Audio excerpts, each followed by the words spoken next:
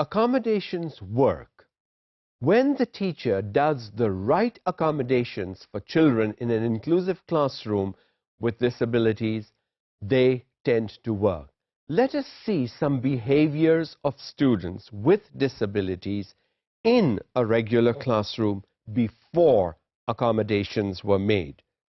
The child could refuse to do the work.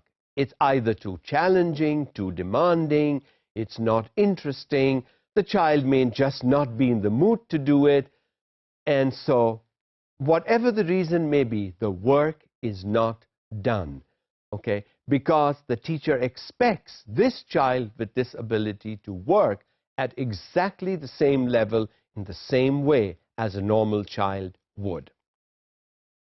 Behavior outbursts. Students who can throw tantrums in the classroom can do an outburst of even crying, wanting the parents to come, wanting to go home, and depending on the disability and the way the teacher interacts, this could actually hamper good work in a normal classroom. Unable to stay seated. The child who is constantly out of the seat. For whatever reason, the child whose pencil nib breaks every so often, so the child can move to the trash bin, sharpen the pencil, come back. The child who needs to throw paper balls at the teacher, or whatever, the child cannot sit in one seat. And without accommodations being made, this will continue to cause problems in a regular classroom. Yelled and hit other kids. In other words, the child can shout and can also use his or her limbs.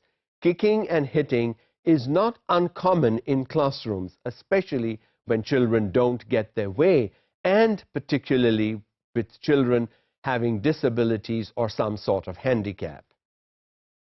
These students or children have no friends because they are seen differently by the normal children.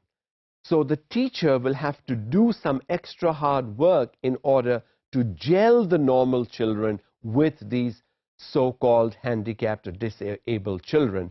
Otherwise, these children will never have friends in a regular classroom setting. Refuse many class activities.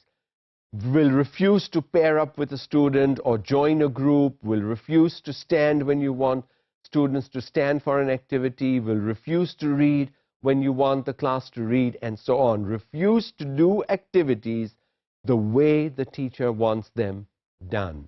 These are some behaviors that will be shown by students with some disability. And the disability that we're talking about is not just physical. There are lots of learning disabilities that students have also that are not easy to identify at the start. And unless you are really well trained and equipped with the tools and tasks, you will not be able to identify those students with learning disabilities. Learning disabilities students can be helped in a regular classroom and should be. However, after the teacher decides to make the necessary, appropriate, relevant accommodations, what does the child do? Does the classwork, learns difficult terms like lifespan, germinate, and organism. With accommodation, the child begins to take an interest, and with sustained accommodation, the child will learn even the difficult pieces that need to be learned.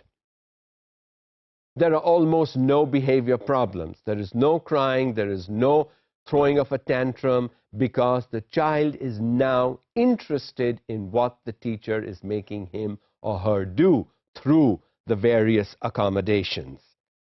The child sits appropriately in his or her seat, does the work the teacher expects every child to be doing. There is no unnecessary movement.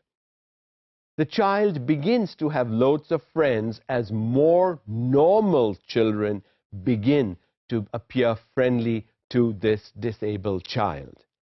Participates in all class activities, whether it's playing a game, computer time, reading, standing, joining a group, working individually, working in pairs, whatever.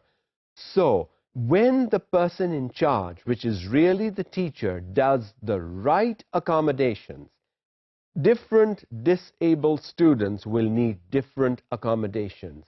So if you have 3 disabled students in your classroom, you will need to work for accommodations individually. You cannot assume that the same accommodations will work for all 3 children.